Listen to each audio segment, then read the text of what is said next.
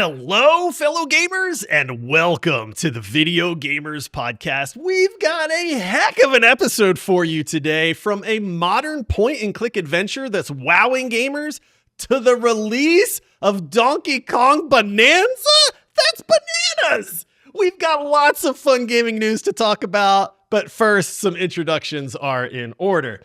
I am your host, Josh, and joining me, he loves tacos like Donkey Kong loves bananas, and he'll go through great lengths to get them. It's Ryan. As long as my tacos are 1 for $3 and 3 for $10. That's fair. That is the perfect price point for tacos, man.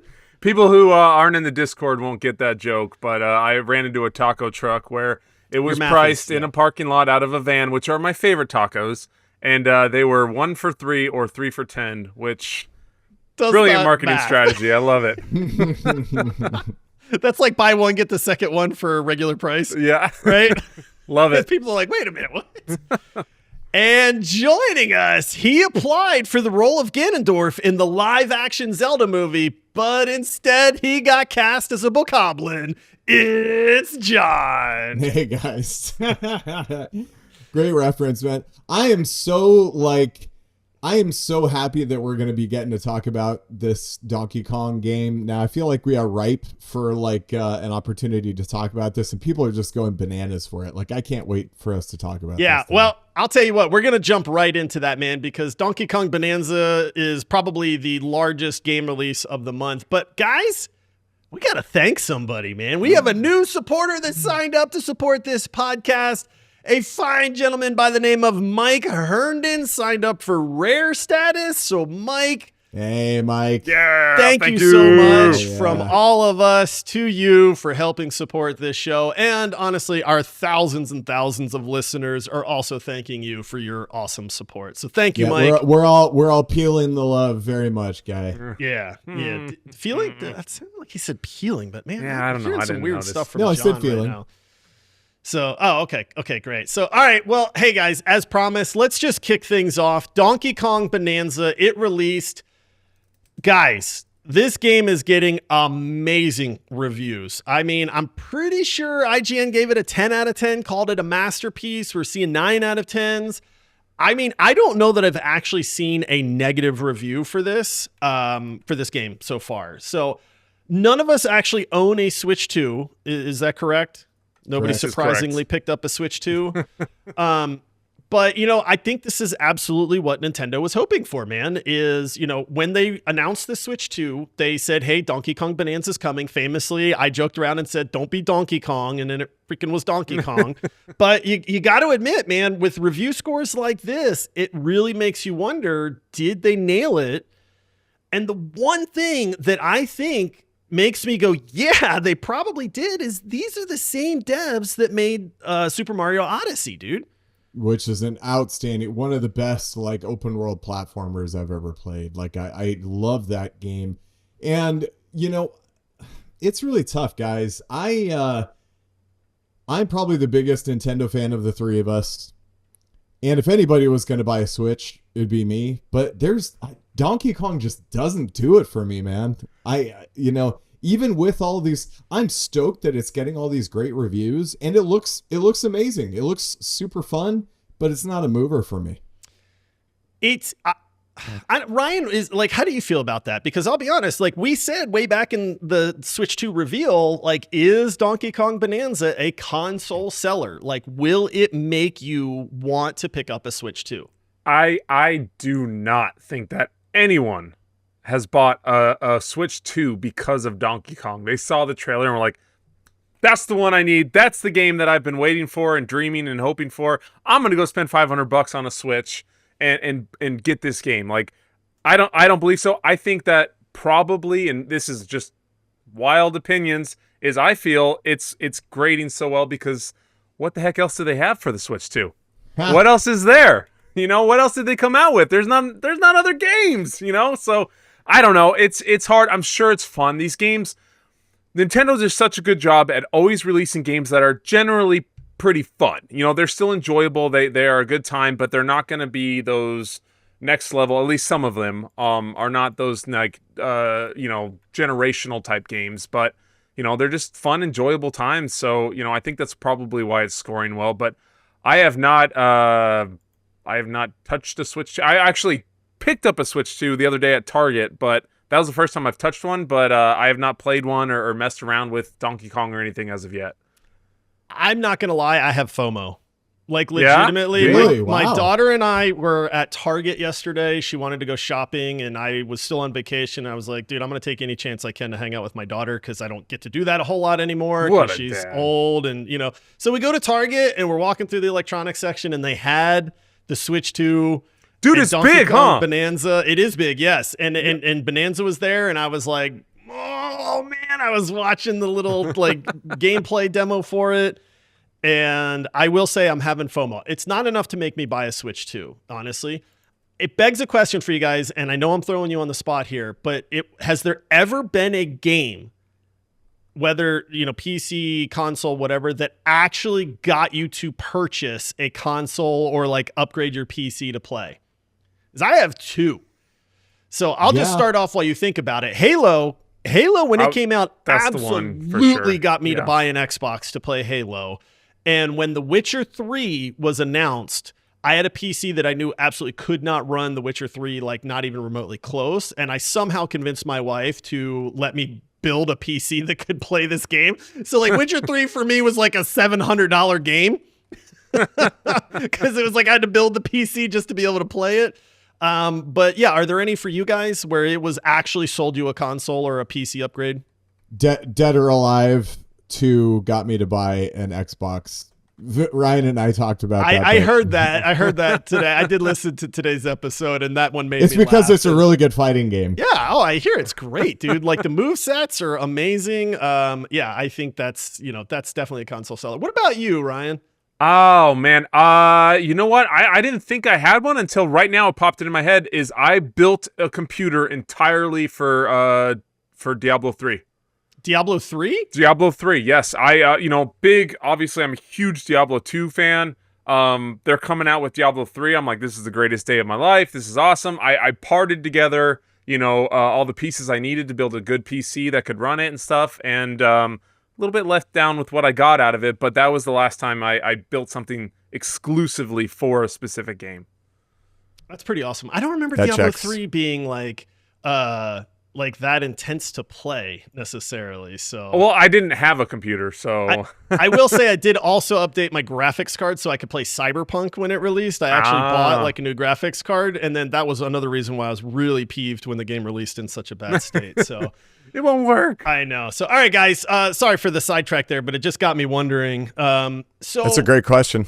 yeah. So moving to Okay, you all might have noticed. John we have sounds some- way better now. We that figured was out really good, man. we figured out an issue that He was John may have underwater been a little having. bit, but he's back now. He's We're good to back. go. Yeah, it's Yeah, sorry guys, I slipped up. yeah, it's easy to just slip and fall, man. So It is. Yeah. people are listen. All I'm gonna say is people that are listening to this podcast, you might should check out the video. That's all we're saying about this episode is the video product that we put out there is something special, and we highly recommend that people check out the video. We put a lot of work into this, so. I mean, yeah, like we're as good as we've ever been, but why this episode in particular? Well, John's got a new background because he recently moved, and so he's got this new yeah. background. Oh, yeah, He's got yeah, a sign look, behind him. fantastic. and Yeah, that's look, really guys. what I was going for, I man. mean, I've got this new like cool sign in the background Yeah. and stuff and lighting. Yeah, I've It's got the everything only dialed difference in. of the show, but man, Yeah. that sign is sick, dude. All right, guys, this is God, why are we so stupid, Oh, man? I love it. Oh goodness. Okay. So another game that came. This is Tony Hawk's Pro Skater 3 and 4. Yeah. The hype behind this game was big, man. And then it kind of came out. And did you guys hear any continuing hype about Tony Hawk's Pro Skater 3 and 4? Honestly, I didn't hear anything about it, which speaks volumes. Yeah. Yeah, it's especially like in the skate world that I'm in. Like I heard people talking and they were excited, but at some point, man, when you just we keep running into this with movies as well. Like just keep rehashing these old IPs, it's like eventually people get fatigued and I want something new.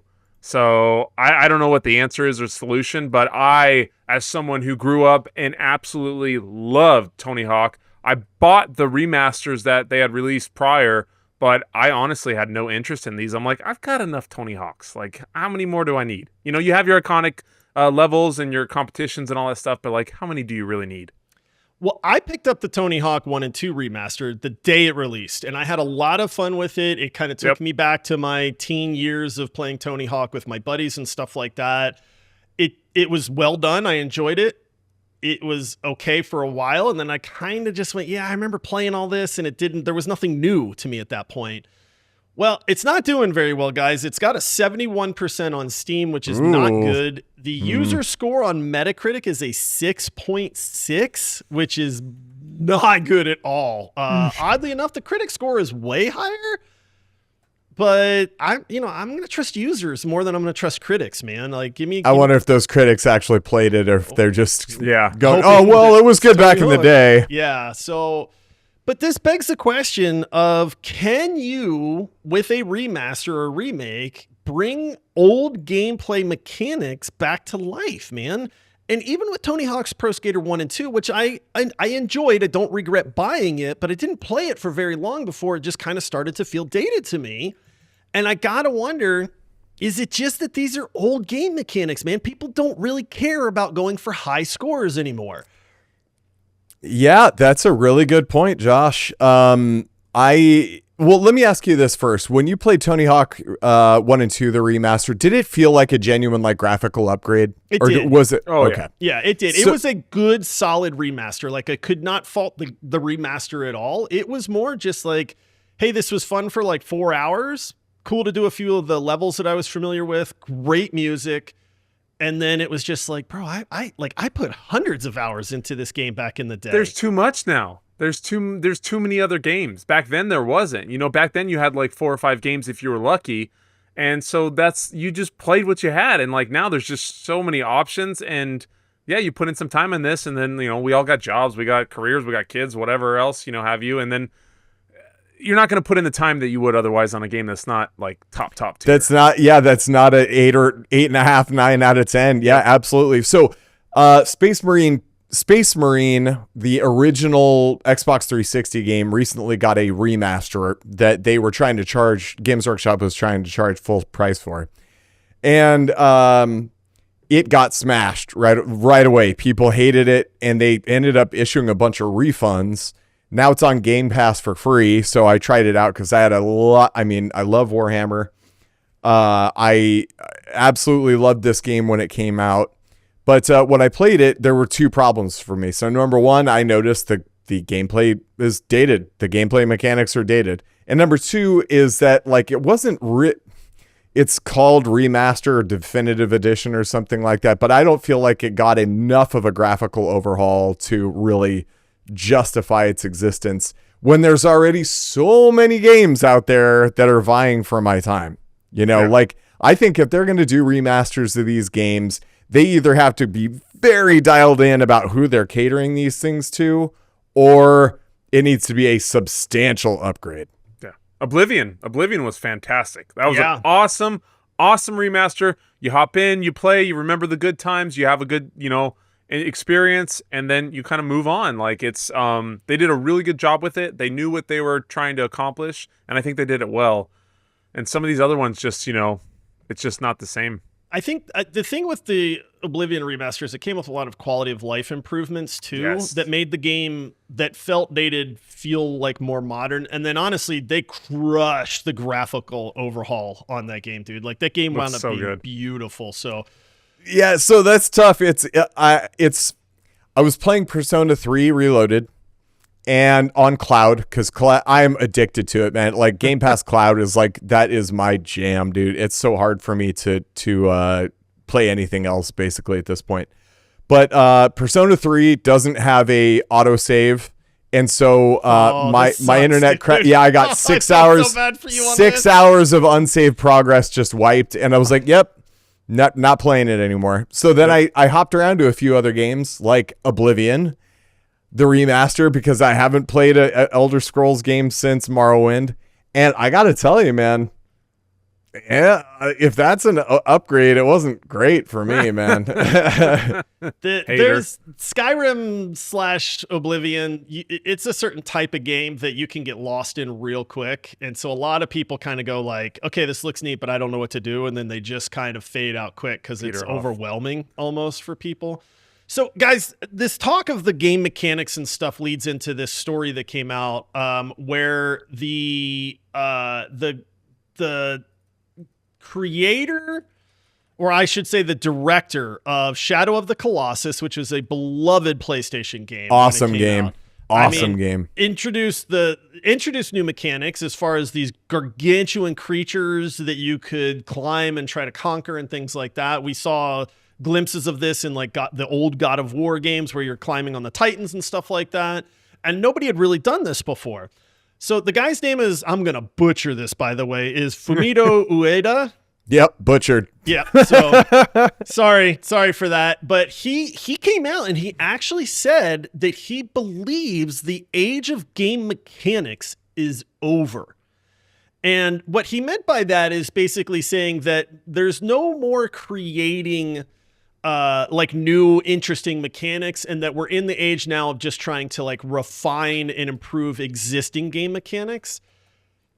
Did you guys have like an instant reaction to that? Like, like when you read that, did your brain kind of go like, yeah, or did it go like, no? Like, what was your response to that initially? I honestly initially went, well, yeah. I mean, how much more can they do? I mean, and that's probably what a lot of people would say until somebody does something different, until somebody comes up with something new that's revolutionary. So I would never say people stop trying, but what more can you do with games? And I know we've talked about this prior of like, going into the realm of VR, and that's where like maybe the direction things are going, but like, what more can you do with the games that we have now?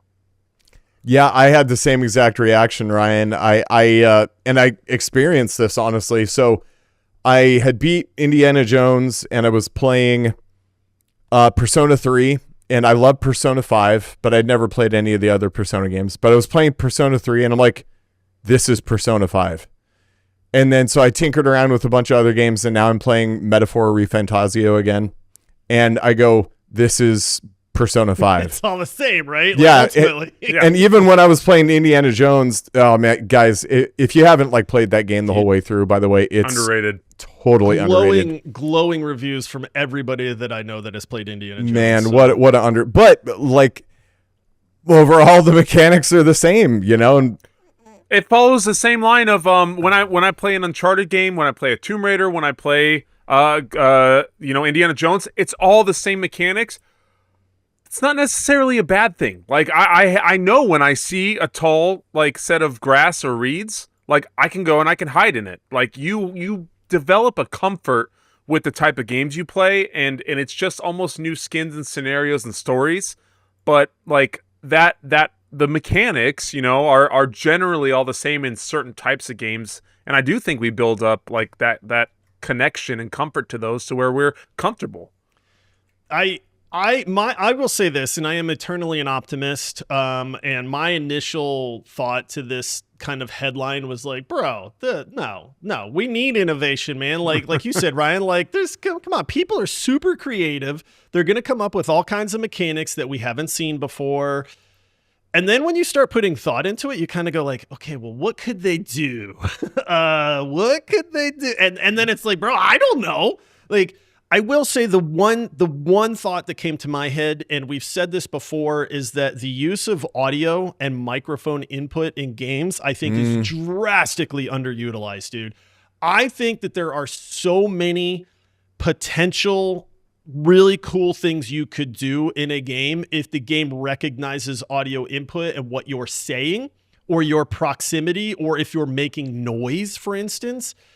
We see this a little bit with some games like Phasmophobia, where it says, hey, this game uses your microphone. You have to allow permissions. But if you're noisy when the ghost is hunting you, it's going to find you. We're seeing it more so in the friend slop games where you have like the localized voice over IP, where it's like if your buddies get further away, you can't hear them anymore. And that kind of adds to the dynamic there. I think that is an untapped market for audio input and recognition and things like that. But I would like to think that developers are very creative and artistic people, and they'll continue to find ways to come up with these cool mechanics. But I also get what Fumito is saying, and kind of what you're saying, Ryan, is like you get to a point where gamers need a certain level of understanding and comfort with how games work.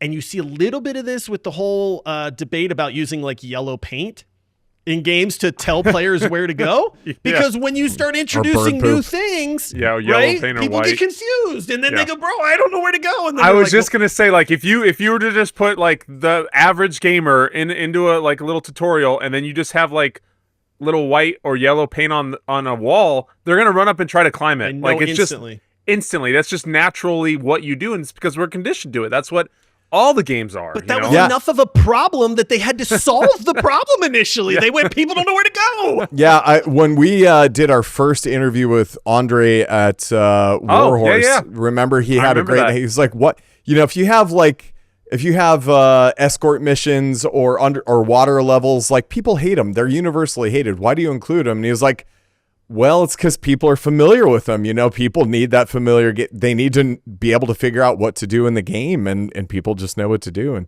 But I agree. Before the first Mario, water level, like so they had to, somebody's going to have to do the thing first, and people will adjust and adopt. I think we don't know what we don't know. Somebody will create something wonderfully novel that'll introduce a new host of things to gameplay mechanics. I love, Josh, what you just said about introducing more audio cues. Actually, something that a game that I have like very, very persistently punched down on, the Midnight Walk. What they were trying to do with directional audio in that game is a really clever idea, and maybe somebody will pick it up and do something better with it. Yeah. All right, we got to take a quick break. We're going to get into a couple games that are coming out soon that look really interesting. So stick around and we'll be right back. All right, guys, let's get it. Listen, I know I'm the old guy of the group. We talked about games that affected our childhood that we had nostalgia for. I brought up the Sierra games.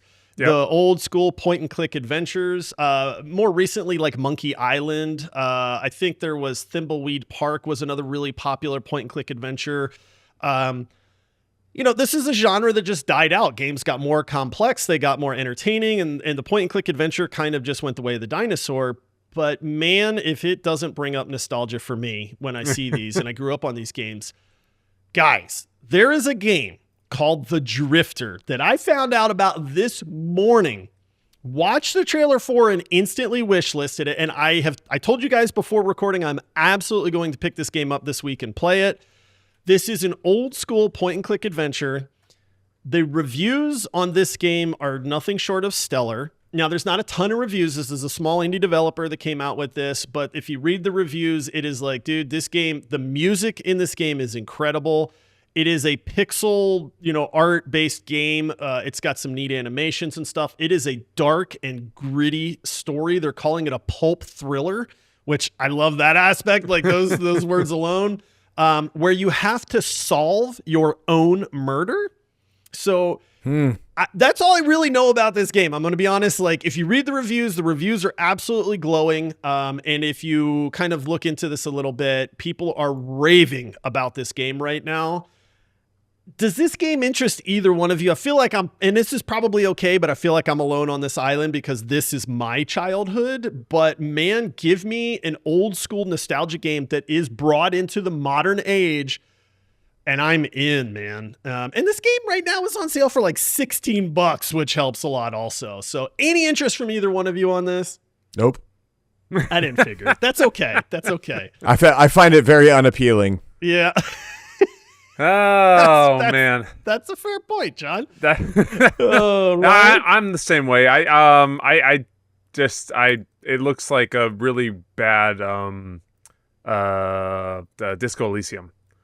Like, but fair point. Disco Elysium, if the art style didn't grab you, a lot of people would go, this game looks weird, but Disco Elysium's one of the best RPGs, like, honestly, ever made. It is. I do think watching the trailer and stuff, I think the voice acting, from what I heard, is stellar. Like, it sounds really, really good, which would, hopefully it does draw in a good bit of people just on that alone. But I don't know, these ones, like we talked about, there's just too many games like for something like this. It's like, I have no interest. Yeah. So it's called. Oh, go ahead, John. Sorry. I was just gonna say, like, regardless of whether it's something that I'm attracted to, I love that games like this, these niche games, are still being created, man. Yes. I love that for somebody like you who grew up with these things. I love that the genre is continuing to evolve. Kid Josh inside of me got so excited when I yeah, saw that's this, awesome, man. That's cool. And so I am really excited to give this a try and see what it's all about. So again, that game's called The Drifter. It is actually out right now. It's in its kind of like 15% off release window. So if anybody's interested and old like me and wants to kind of try to recapture some of that childhood, it's getting phenomenal reviews as well. So, all right, other game quickly, guys, is one of our, shout out to Jigglepuff, one of our community members. Jigglepuff is incredibly good at just pointing out games to people. Stud. I mean, we have a game suggestions channel in our Discord server. If you're not in our Discord server, you're absolutely missing out. It's the best gaming community on the planet. There's a link in the episode description. It's one tap and you're in gaming nirvana with thousands of other gamers. But Jigglepuff actually pointed this game out in that channel. And it's funny because as we were kind of scrubbing news stories, this game popped up in the news as well. It's a game called Eric's Home.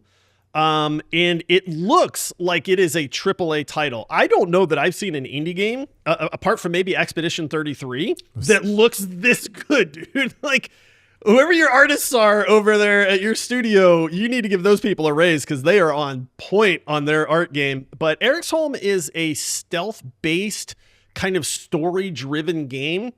What did you guys think about this one? I think it looks gorgeous. This isn't like my normal style of game. It's kind of got like a Baldur's Gate sort of feel to it, just the perspective and everything. But I will say, I don't know, man. I think this has potential to be the next Expedition 33. I think that these indie games are absolutely crushing it and put in AAA on notice. It looks gorgeous. Dude, I love it so much. And you can tell that this game was absolutely made with passion and care. And just to give you an idea, I mean, Eric's Home is sitting at a 93% review rating on Steam right now. And The Drifter is sitting at a 97%, dude. These are the types of review scores that developers dream about, dude. And I mean, that absolutely tells you something in and of itself for these two games.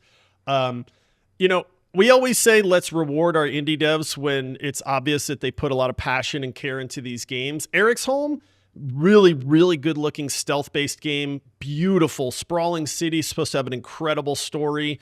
Fully stealth games are not necessarily my jam. I love a good bit of stealth in a game, but I have a hard time when it's nothing but stealth. But again, everything about Eric's Home, The Stolen Dream is the full title, looks amazing to me. Very curious to see. I will say, full transparency, with you saying overwhelmingly positive, there is only 354 reviews. That's fair. That is fair. So I love the way it looks, but just kind of just so people understand what's there. But it's given me like those kind of Sherlock Holmes like mystery kind Victorian, of it's just intriguing. It's just you want to know what's going on, what's happening in this world, and you want to dive into it. So I do love the look of it, and I'm very, very interested in this game. Yeah. So I will play The Drifter. I've already said I'm picking that up. Eric's Home, I would like to know from other gamers if this game meets, their expectations on it, because I'm very curious about it. I'm going to check out the demo. I already tried to click it, and I was on my browser, and it's like, you need to sign in on Steam, and then it popped up Steam, and I'm like, and I just closed out everything. I know. Browser, and then I was like, get out of here. I just closed it all the way. I was like, yeah, I'll get it later. But no, I want to check out the demo, so I'm definitely going to take a peek and see what it's like. Awesome. Also, sorry, Ace, if we stole a couple of your indie games, but man, these ones suck look good it, too. sucker! So all right, guys, we're running low on time. Let's talk about this real quick. This one interests me a lot. Live action Zelda movie is confirmed. It is happening. And as we get little drips of news on this, they have selected the actors that are going to play Link and Zelda. Now, normally I kind of balk at these things and I'm like, bro, I'll worry about that when the movie is actually out and we get to see kind of, how it looks in the reviews and stuff like that. But dude, I kind of feel like they nailed this, man. Like, I'll be honest, I've never heard of either one of these actors, so forgive me for not knowing who you are. But a guy by the name of Benjamin Evan Ainsworth, who has been in a couple movies, will portray Link. And then Zelda is going to be portrayed by Bo Bragason, who has also been in a couple movies.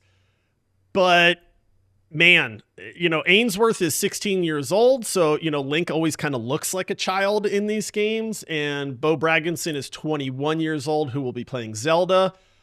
I will say I absolutely love these castings based solely on looks alone, man. Like, it actually looks like what I would envision a real world Zelda and a real world Link to look like. What do you guys think about this? Dude, I agree, bro. Honestly, I think they nailed it so much that when I saw the pictures of them the first time, and they're kind of like wearing like, I don't know if these are like costumes from the movie or not, but they're wearing kind of like Renaissance period medieval. It's just how they costumes. dress over there, John. But whatever it is, like when I saw them, like I got emotional. Like I teared up a little bit. I was like, oh, dude, if they act half as well as they look for the roles, like this is going to be awesome.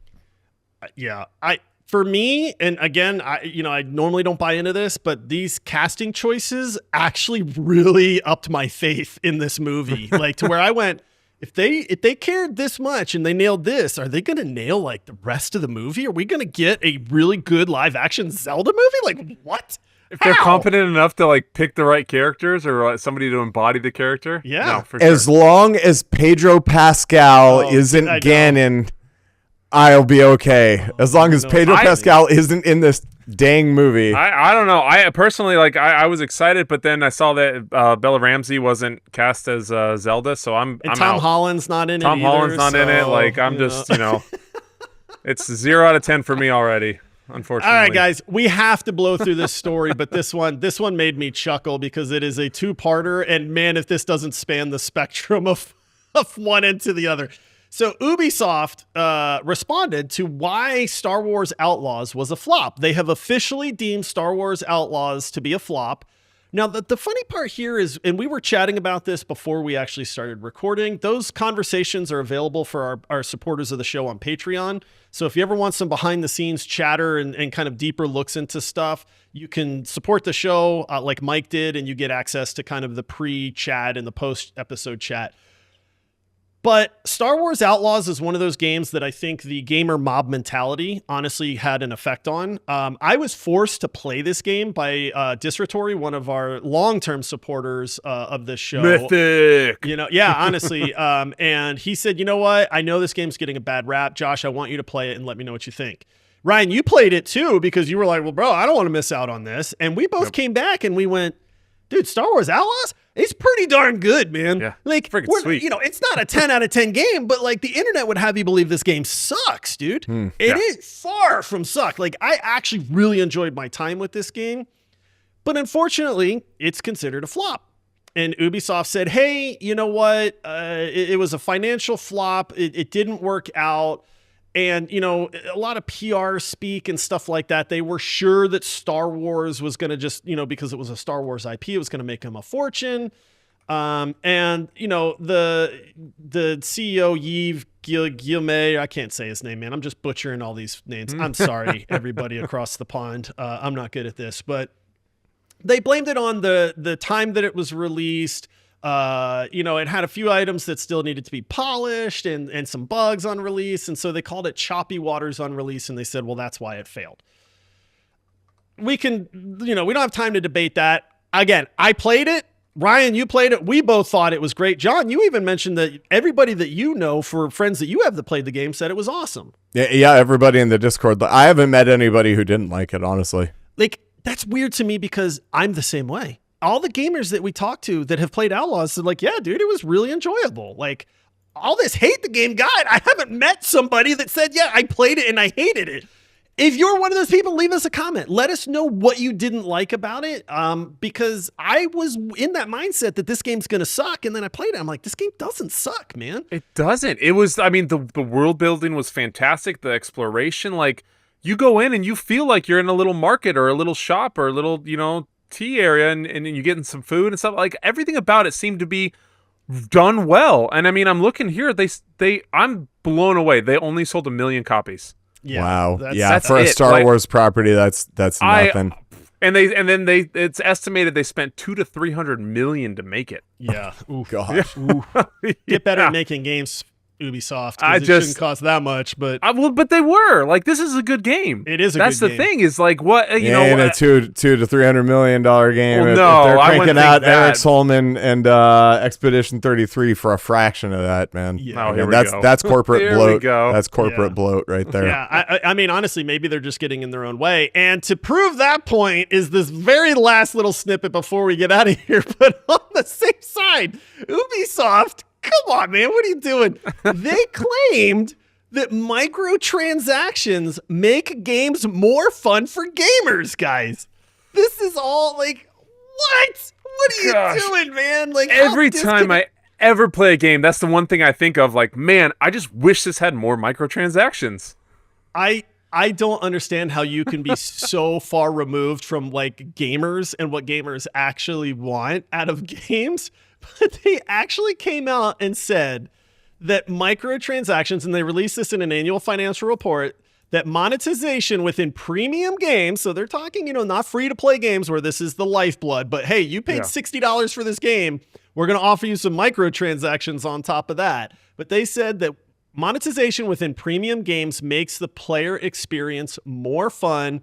And they did want to stress that it was always optional, but players like to pay to personalize their avatars or progress more quickly. Yeah. That's Dude, bananas, guys. That is absolutely, it is absolutely bananas. man. I think the Ubisoft, you're gonna peel my wrath. I think that's a weird thing to say. Yeah. I think that the numbers speak for themselves as far as what people want to do with personalizing their avatars. And that is what it is. I'm not a Rivals player, but I remember seeing Rivals skin for Incredible Hulk where it was Gray Hulk, like the Mr. Fix-It Hulk, and I was like, oh, dude, that's awesome. And somebody in our Discord was like, yeah, I know, right? Like they were clearly stoked to have paid for it. The progression thing, man, paying for progression. Oh, does that grind my gears? To skip a game that you paid $60 for. Well, it's not only that. For me, it's the FOMO of like, well, if I can pay to advance quicker, does that mean like I'm being unnecessarily like broke? Gated? Yeah, gated, exactly, for not paying. And that drives me nuts. I'm all for monetization and microtransactions for like gameplay related stuff. If it's like skins and personalization options, I'm all for it. But the pay to win stuff. yeah, I hate that stuff, man. Yeah. All right, guys. Well, listen, that's going to do it for this episode. We're going to slip on out of here and call this episode over. Gotta Thank split. you so much for Thank you so much for joining us. A quick reminder, just check out the video for this episode, man. You won't regret it. There's a lot of appeal going on video here amongst the three of us as well. So You guys are talking really weird. yeah, I don't know. maybe we'll see how many puns people pick up on throughout the course of this episode. Remember to join our community. The link to our Discord server is in the episode description. If you want to support this podcast, it goes a long way to help us continue to put out what we think is one of the best gaming podcasts in the world. You can do that over on Patreon. There's a link in the episode description to that. Don't forget to follow the show. Hit that plus button, that follow button, so you get all our episodes the moment they release. That's going to do it for this one, boys. Until next time, happy gaming. See ya. Toodaloo.